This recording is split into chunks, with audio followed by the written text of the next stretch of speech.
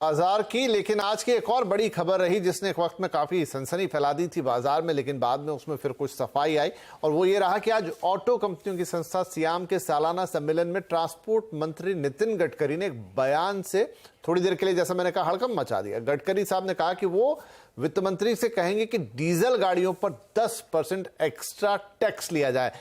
लेकिन इसके बाद मीडिया में इसको लेकर रिपोर्ट्स चलने लगी तो सरकार डीजल गाड़ियों पर टैक्स लगाने पर विचार कर रही है, इस तरह की बातें आने लगी।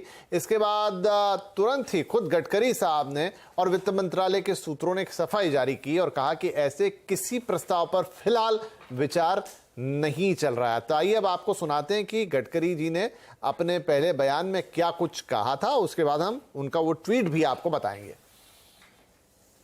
आज शाम को 5:30 बजे वित्त मंत्री मेरे घर पर एक मीटिंग के लिए आने वाली है और मैं उनको रिक्वेस्ट करने वाला हूं कि आने वाले समय में डीजल से जो भी इंजन चलाते हैं उसके ऊपर एडिशनल 10% जीएसटी लगाओ, ताकि जल्दी इसका ट्रांसफॉर्मेशन होगा। नहीं तो लोग जल्दी सुनने के मूड में नहीं है। लगातार ऑटोमोबाइल मैन्युफैक्चरिंग 10 के बजाय 15%, 18% बढ़ रहा है और फॉसिल फ्यूल का इंपोर्ट भी बढ़ रहा है और ऐसे ही बढ़ता रहेगा तो आप तो खुश होंगे ही, पर पोल्यूशन से हिंदुस्तान की जनता बहुत दुखी होगी।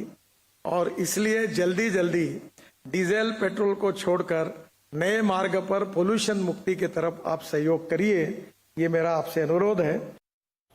तो पहले मंत्री जी का बयान, उसके बाद सफाई, थोड़ा मामला उलझ सा गया। अब इस मामले को सुलझाते हैं, हम चलते हैं हमारे economic policy editor Lakshman Roy के पास। तो लक्ष्मण, क्या रहा? देखिए, बयान तो हमने सुना दिया, फिर उसके बाद ट्वीट भी आया, वित्त मंत्रालय की तरफ से भी सफाई आई, तो क्या चीज थी जो गोल गोल घूम गई? देखिए, दरअसल इसको इस तरीके से देखिए कि गडकरी के बयान और गडकरी की मंशा दोनों में अंतर विरोध पैदा हो गया।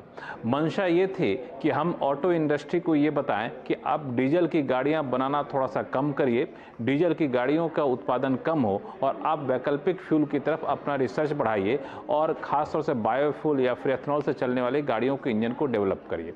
क्योंकि हमारे बार बार कहने के बावजूद आप ऐसा नहीं कर रहे हैं तो हम आप पर टैक्स लगा देंगे और टैक्स लगाने के लिए वित्त मंत्री को कह देंगे कि 10% का एडिशनल टैक्स लगा दीजिए। ये जो लाइन उन्होंने बोल दिया उससे हड़कंप मच गया और ये लाइन जब बोला तभी हम लोगों ने अपने चैनल पर सफाई भी दी थी कि दरअसल गडकरी ऐसे बढ़ चढ़कर बयान देने के लिए जाने जाते हैं, लेकिन उनकी सोच बिल्कुल साफ होती है। वो दरअसल कहना ये चाह रहे हैं कि आप पॉल्यूशन कम करने वाली गाड़ियों को लाइए, पॉल्यूशन बहुत ज़्यादा बढ़ रहा है। 2070 तक हमें नेट कार्बन एमिशन पर जाना, जीरो कार्बन एमिशन पर जाना है, प्रदूषण बिल्कुल खत्म करना है। इसके लिए हमें ज़रूरी है कि वैकल्पिक फ्यूल वाली गाड़ियों को लाना है। तो जब उनके बयान के बाद हड़कंप मचा तब उन्हें लगा कि हम कुछ ज़्यादा बोल गए, तो फिर उन्होंने वापस सफाई दी और सफाई देकर ये कहा कि ये कोई एक्टिव कंसिडरेशन में नहीं है 10% टैक्स लगाने की बात, यानी सरकार इस पर विचार नहीं कर रही है। दरअसल हम ये कहना चाह रहे हैं कि आप ऐसी गाड़ियों को बनाइए जिससे प्रदूषण कम से कम हो, इसकी तरफ आपको आगे बढ़ना होगा, ये हम कहना चाह रहे हैं। उसके बाद वित्त मंत्रालय के सूत्रों से हम लोगों ने बातचीत की तो उनका भी साफ तौर से कहना था कि किसी भी गाड़ी पर किसी भी तरह का टैक्स में कोई भी बढ़ोतरी करने पर सरकार फिलहाल विचार नहीं कर रही है, ना तो अभी कर रही है, ना तो अगले 1 साल तक करेगी। तो इस तथ्य को एक संदर्भ में देखेंगे तो समझ में आ जाएगा कि आखिर क्यों गडकरी साहब को अपने बयान पर सफाई देनी पड़ी और गडकरी साहब कहना क्या चाह रहे थे।